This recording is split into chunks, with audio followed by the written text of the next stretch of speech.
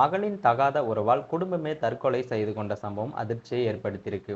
ஒட்டன்சத்திரம் அருகே ஒரே குடும்பத்தைச் சேர்ந்த தாய், மகள், பேத்தி உட்பட 4 பேர் சடலமா மீட்கப்பட்டிருக்காங்க. நமது சேனல்ல பாத்தீங்கன்னா தினமும் பல்வேறு விதமான கிரைம் தொடர்பான நியூஸ்களை உடனுக்குடன் பதிவேற்றம் பண்ணிட்டு வரோம். நீங்க இது போன்ற நியூஸை உடனுக்குடன் தெரிஞ்சுக்கணும்னா மறக்காம நமது சேனலை சப்ஸ்கிரைப் பண்ணி பெல் ஐக்கானை கிளிக் பண்ணுங்க. அப்பதான் நம்ம போடக்கூடிய வீடியோ உங்களுக்கு நோட்டிபிகேஷனா வந்து சேரும். திண்டுக்கல் மாவட்டம் ஒட்டன்சத்திரத்தை அடுத்து சின்ன குளிப்பட்டி கிராமத்தைச் சேர்ந்தவர் செல்லம்மாள். இவங்களுக்கு 65 வயது ஆகுது. அவரது மகள் காளீஸ்வரி. இவங்களுக்கு 45 வயது ஆகுது.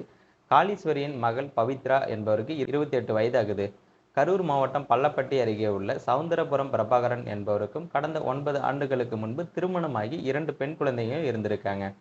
இதற்கிடையே கணவனுடன் ஏற்பட்ட கருத்து வேறுபாடு காரணமா பார்த்தீங்கன்னா கடந்த 1 மாதமாக சின்ன குளிப்பட்டியில் உள்ள தாயார் வீட்டுக்கு காளீஸ்வரி, பவித்ரா தனியாக வசித்து வந்திருக்காங்க கணவரை பிரிந்து. இந்த நிலையில பள்ளப்பட்டியைச் சேர்ந்த ஒருவருடன் பார்த்தீங்கன்னா பவித்ராவுக்கு தொடர்பு ஏற்பட்டு இந்த தொடர்பு பார்த்தீங்கன்னா கள்ளக்காதல் மற்றும் உல்லாச வாழ்க்கை எனவும் போயிருக்கு. இதையடுத்து பார்த்தீங்கன்னா அந்த நபருடன் செவ்வாய்க்கிழமை ஜூன் 17 மாலை 6 மணியளவில் பார்த்தீங்கன்னா பவித்ரா வீட்டை விட்டு சென்றிருக்காங்க.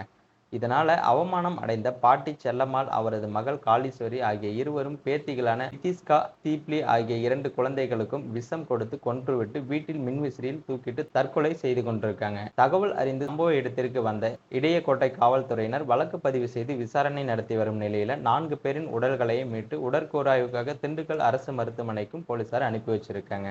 இந்த சம்பவம் பார்த்தீங்கன்னா அந்த பகுதி மக்களிடையே பெரும் சோகத்தை ஏற்படுத்தியிருக்கு.